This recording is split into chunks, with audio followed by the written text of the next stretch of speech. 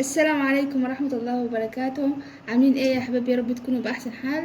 النهاردة هنبدأ بحلقة جديدة من حلقاتنا الجميلة، يا رب تكون بتساعدكم. أول حاجة نبدأ بالصلاة على محمد، اللهم صل وسلم وبارك على سيدنا محمد. النهاردة معانا البطاطا. البطاطا دي بدل ما نسلقها أو نشويها، في فكرة جديدة هقولها لكم النهاردة. صينية البطاطا الحلوة، ومكونات يعني موجودة في البيت، مش هتكلف خالص. يدوب فنجان سكر، كوباية زبادي، معلقتين نشا، وفانيليا بس.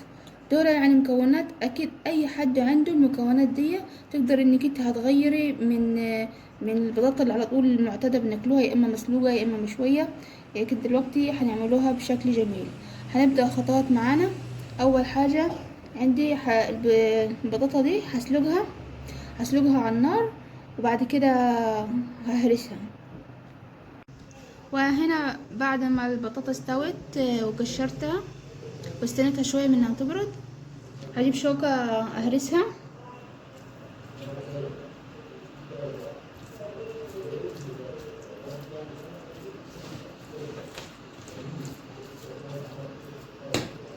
ههرسها جامد خالص لحد ما تبقى زي البوريه كده.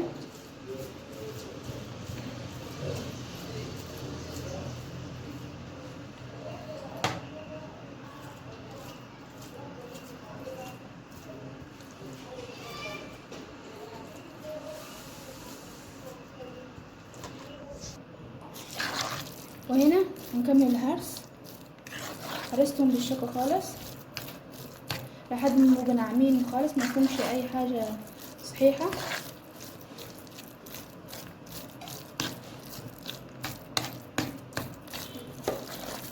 هنزل عليهم بقى المكونات. هنزل عليهم فنجان سكر،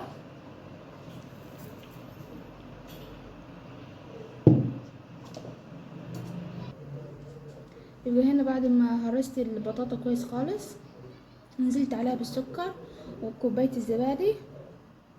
وهنا بعد كده هحط لها معلقتين 3 كده نشا عشان تربط معايا متبقاش سايبة.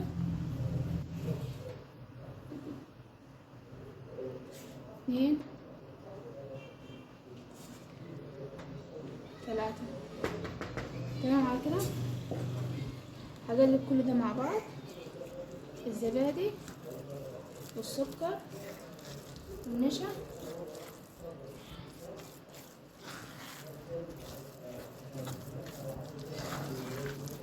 جربيها تدعيلي، هتغيري من البطاطا اللي على طول معتادة تاكليها، وصينية حلوة كده تفاجئ بيها الأولاد.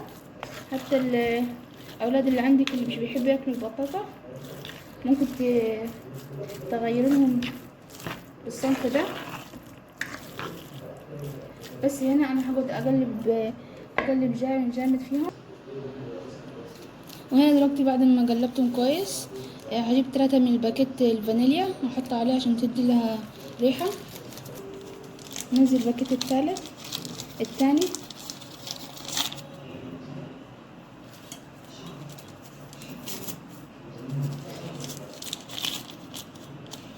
التالت. وهجيب بيكنج باودر. بصي يعني هي ربع او اقل من ربع البيكنج باودر بس عشان تمسك معايا وتنفخ شويه. جبت بص اقل من الربع المعلقه بيكنج باودر بس. هقلبها كويس خالص مع بعض.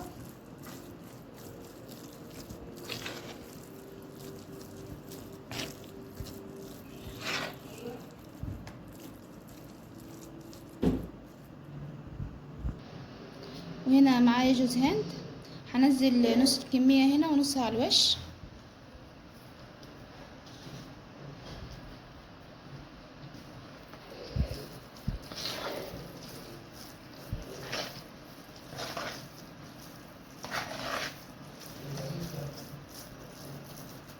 تمام كده.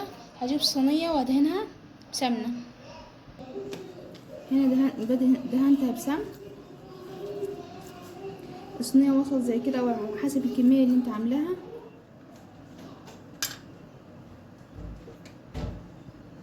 هجيب معايا خليط البطاطا اللي احنا عملناه ده، وهنزل في الصينية بالراحة.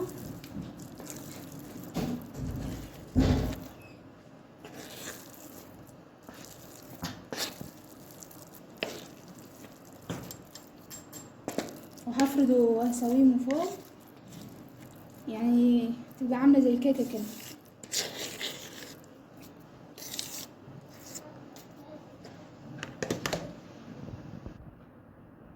هنا سويتها كده في الصينية.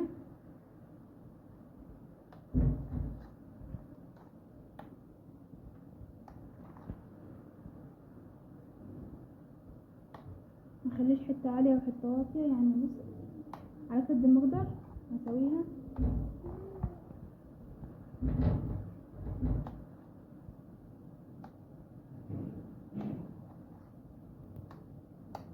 بس كده تمام حلو. اجيب الجوز هند وارشها عليه.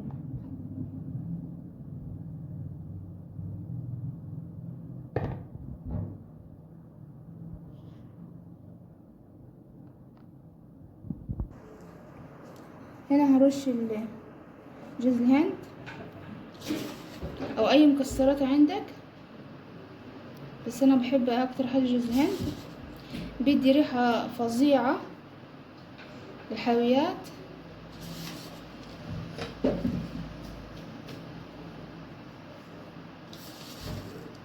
قولوا لي في التعليقات ايه اكتر حاجه عجبتكم.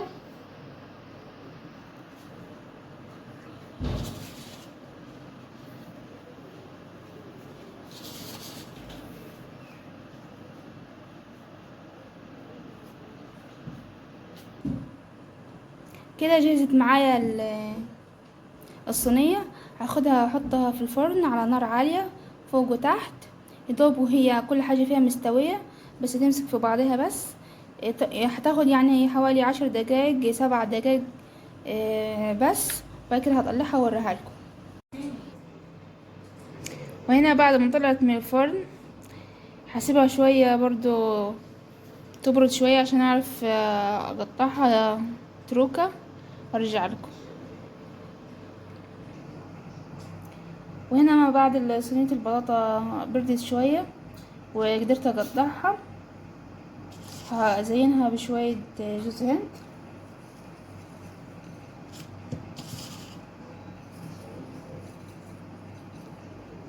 بس كده احلى صينيه بطاطا عملناها النهارده مع بعض.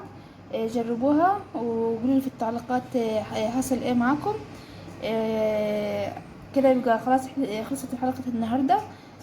ادعموني ادوني اشتراكات ولايك. الى اللقاء، باي باي.